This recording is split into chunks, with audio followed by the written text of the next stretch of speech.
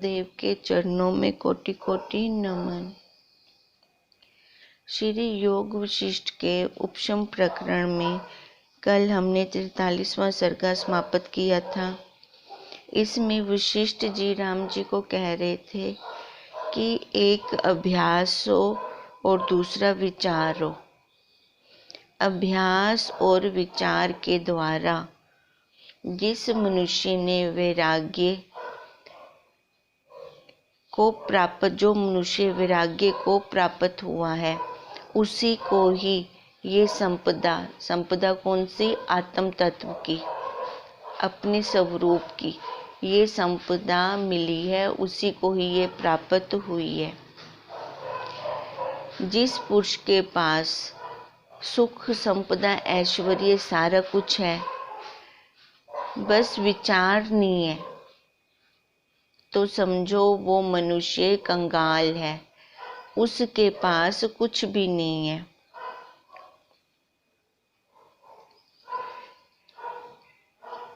विषयों की चिंता से रहित होकर निरामय और सब दुखों से रहित आत्म सुख में तब वो पुरुष स्थित होता है।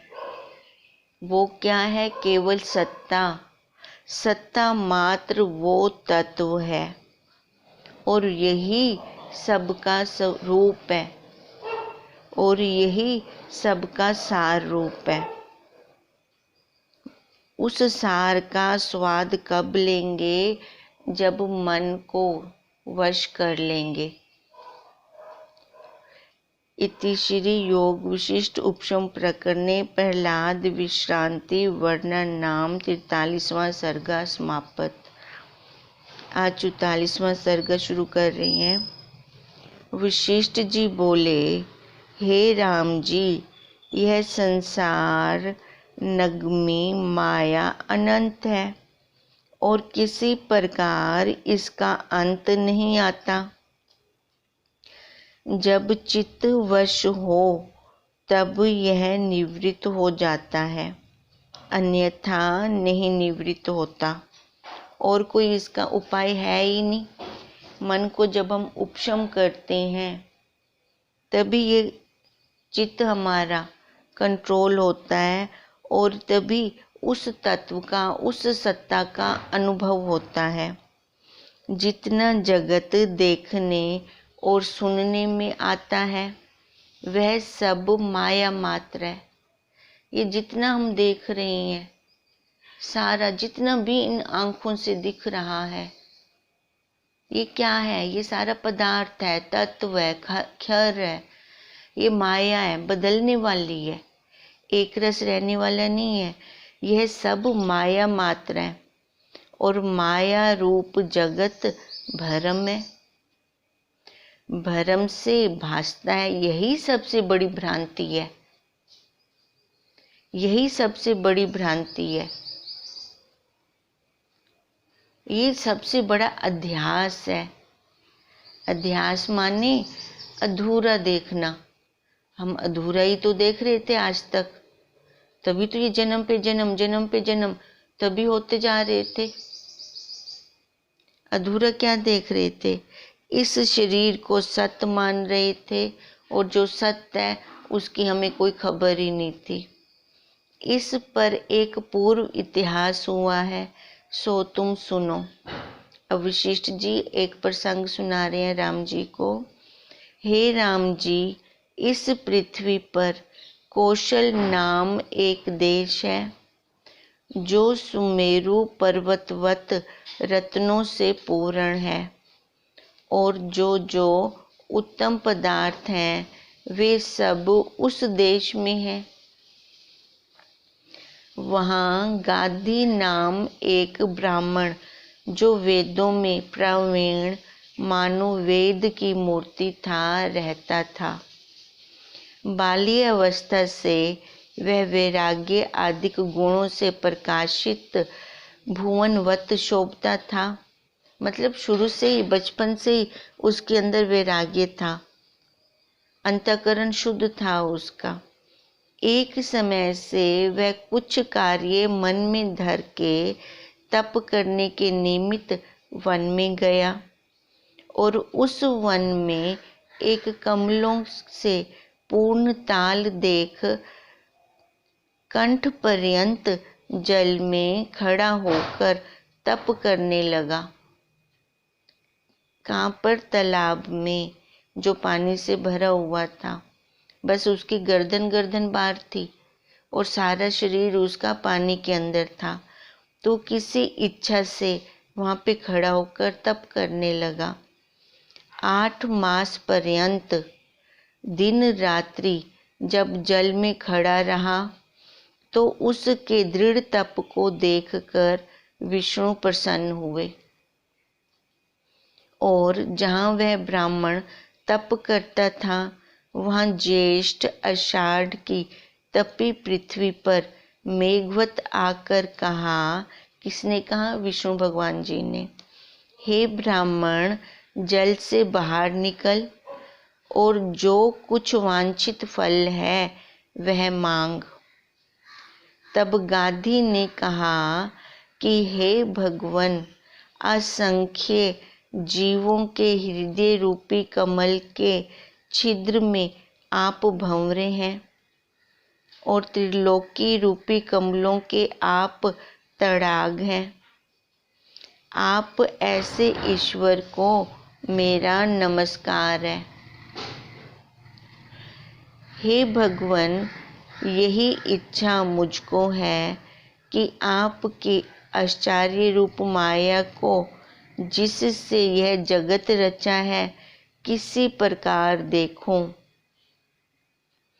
अब उस ब्राह्मण ने क्या इच्छा व्यक्त की अपनी भगवान विष्णु के आगे कि मैं आपकी माया को देखना चाहता हूँ।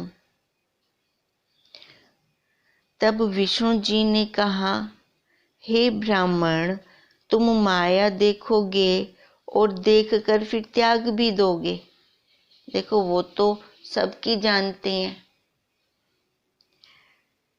ऐसे कहकर जब विष्णु अंतर ध्यान हो गए तब ब्राह्मण वर पाकर आनंदवान हुआ और जल से निकला जैसे निर्धन पुरुष धन पाकर आनंदवान होता है, तैसे ही वह ब्राह्मण वर पाकर आनंदवान हुआ।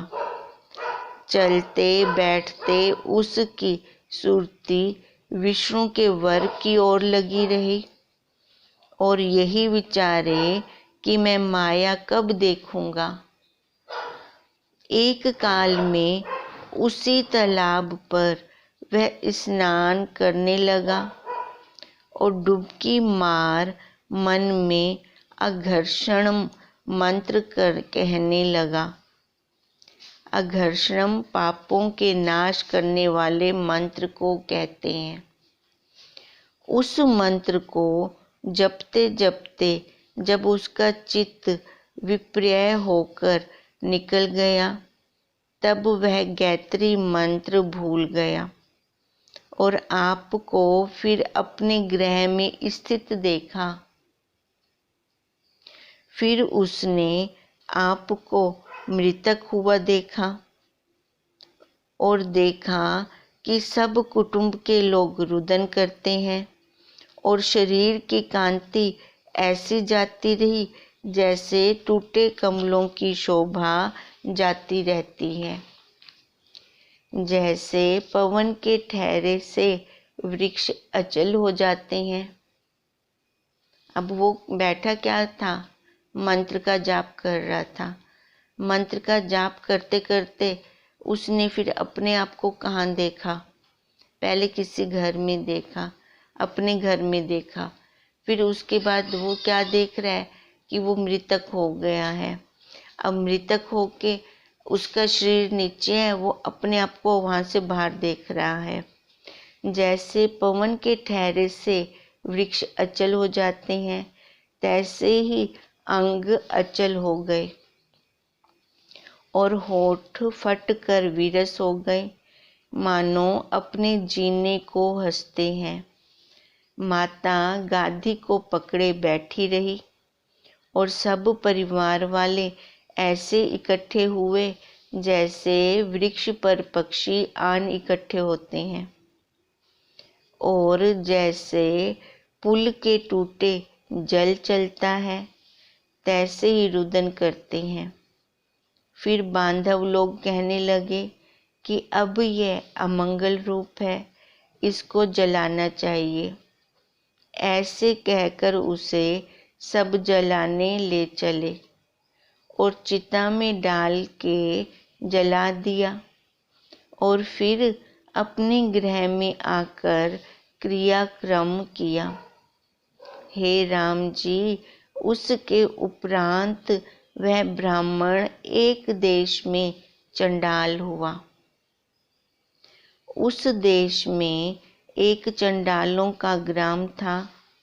वहाँ उसने एक चंडाली के गर्भ में शवान की विष्ठा में कृमिवत प्रवेश हुए देखा, और समय पाकर भग से बाहर निकला। जैसे पक्का फल वृक्ष से गिरता है, तो वहाँ वह बहुत सुंदर बालक जन्मा, और चंडाली इससे प्रीति करने लगी। इस प्रकार दिन दिन बढ़ने लगा, और जैसे छोटा वृक्ष बढ़ जाता है, निदान वह 12 वर्ष का होके फिर 16 वर्ष का हुआ। तब श्वानों को साथ लेकर वन में जावे और मृगों को मारे, और इसी प्रकार बहुत स्थानों में विचरे। फिर उसका विवाह हुआ। तब उसने यौवन अवस्था को यौवन में व्यतीत किया, और बहुत बड़ा कुटुंबी हुआ। फिर जब वृद्ध होकर शरीर जर्जरीभूत हो गया, तो तृणों की कुट्टी बनाकर जा रहा। जैसे मुनीश्वर रहते हैं, देववत वहाँ दुष्भिक्ष पड़ा, और इसके बांधव क्षुधा से मरने लगे। तब वहाँ से अकेला निकला और बहुतेरे स्थान लांघता हुआ क्रांत देश में पहुँचा। उस सुंदर देश का राजा मर गया था, और उसके मंत्रियों ने एक बड़े हाथी को इस निमित्त छोड़ा था कि जो कोई पुरुष इसके मुख से लगे उसको राजा कीजिए। यह राजमार्ग में चला जाता था। उस हाथी को देखा कि बहुत सुंदर चरणों से सुमेरु पर्वतवत चला आता है। जब निकट आया, तब उसने इसको शीश पर ऐसे चढ़ा लिया जैसे सूर्य को सुमेरु शीश पर बिठा ले। इसके हाथी पर आरूढ़ होते ही नगारे और तुरियां बजने लगी, और बड़े शब्द होने लगे, मानो प्रलय काल के मेघ गरजते हैं। भाट आदिक आन कर स्तुति करने लगे, और हाथी पर बैठे से इसके मुख की शोभा और ही हो गई। अब ये किसकी बात हो रही है? जो वो चंडाल के घर जन्मा था वो बच्चा, वो जैसे जैसे बड़ा होता गया तो अपने परिवार वालों की पालना करने के लिए वो बाहर निकला, क्योंकि तब उनके पास खाने के लिए कुछ नहीं था, और एक ये राजमार्ग पे जा रहा था और एक हाथी आ रहा था।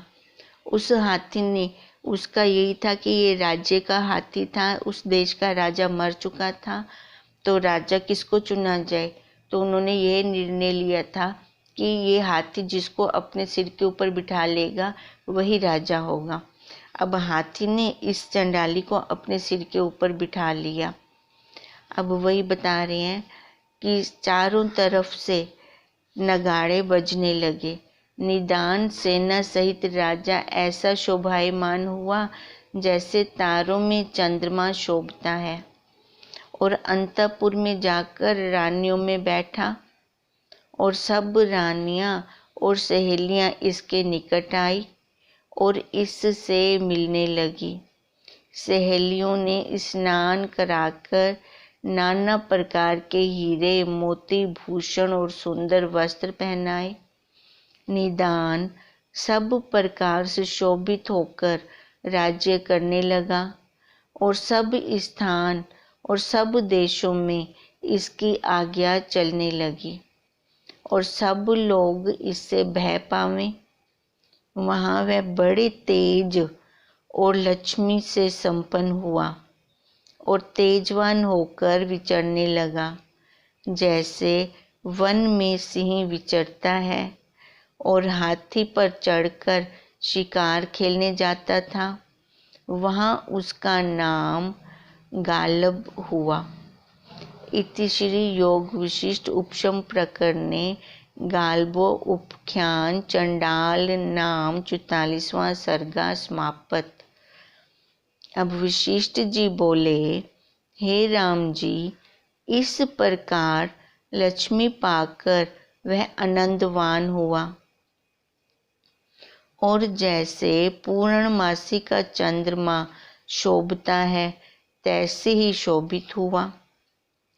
जब 8 वर्ष पर्यंत इस प्रकार राज्य किया, तब एक दिन उसके मन में संकल्प फूरा कि मुझको वस्त्र और भूषणों के पहराने से क्या, और इनकी सुंदरता क्या है। मैं तो राजा अधिराज हूँ और अपने तेज से तेजस्वी शोभायमान हूँ। अब ये विचार चल रहा है उसके अंदर। हे राम जी, ऐसे विचार कर उसने भूषण उतार डाले, शुद्ध श्याम मूर्ति होकर स्थित हुआ, और जैसे प्रातः काल में तारा गणों से रहित श्याम आकाश होता है, तैसे ही होकर फिर अपनी चंडाल अवस्था के वस्त्र पहन अकेला निकलकर बाहर डेवरी पर जा खड़ा हुआ। निदान उस देश के बड़े चंडाल जिसको यह दुर्भिक्ष से छोड़ आया था, उस मार्ग में आ निकले। उनमें एक चंडाल तंद्री हाथ में लिए आता था। उसने राजा को देखकर पहचाना और श्याम पर्वतवत राजा के सम्मुख आकर कहा, हे भाई, इतने काल तू कहाँ था? हमको छोड़कर यहाँ आकर सुख भोगने लगा है। हे भाई, यहाँ के राजा ने मुझको सुखी किया होगा, क्योंकि तू गाता भला है। राजा को राग प्यारा होता है और तू कोकिला की न्याय गाता है।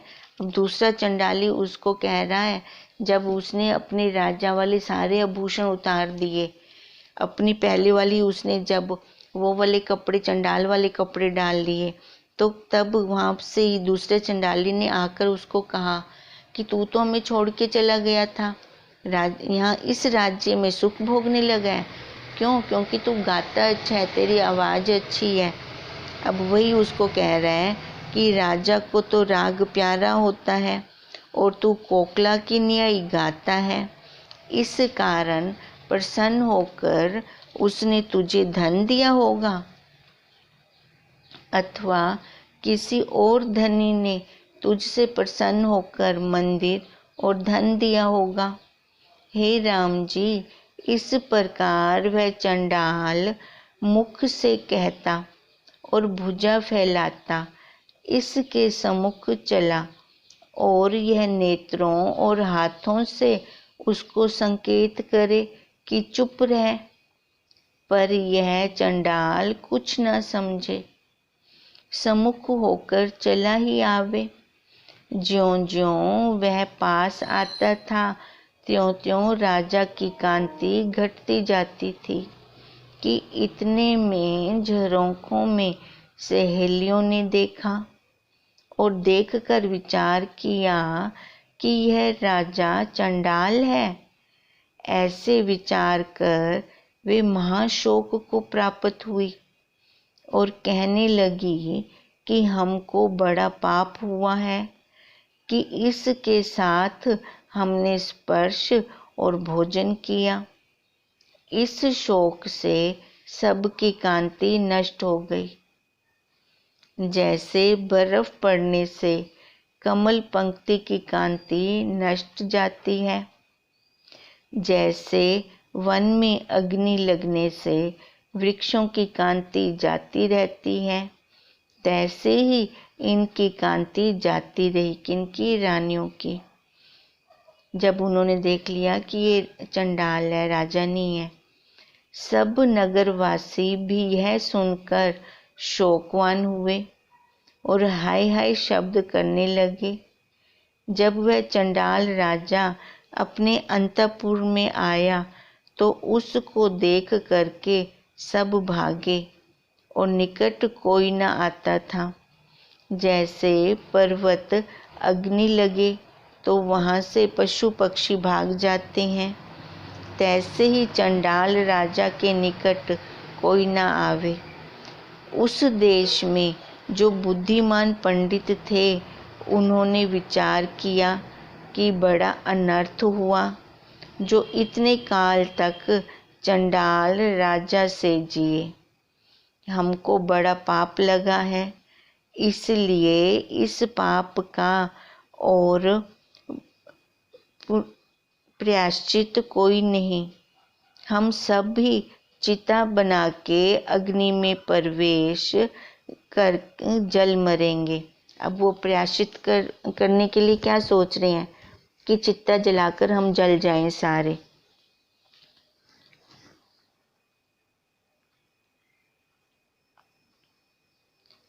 तब यह पाप हमारा निवृत्त होगा।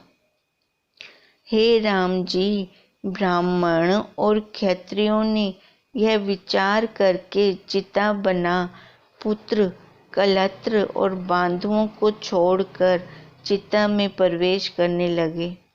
और जैसे दीपक में पतंग प्रवेश करे, तैसे ही जलने लगे। जैसे आकाश में तारे दृष्ट आवे, तैसे चिता का अनेक चमत्कार दृष्ट आता था और धुएं से अंधकार हो गया।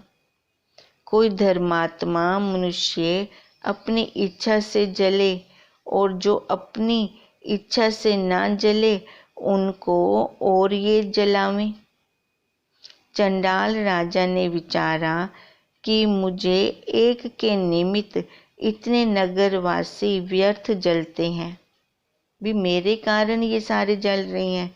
इस संसार में उसका जीना श्रेष्ठ है जिसमें शोभा की उत्पत्ति हो, और जिसके जीने से पाप की उत्पत्ति हो, उसको मरना श्रेष्ठ है।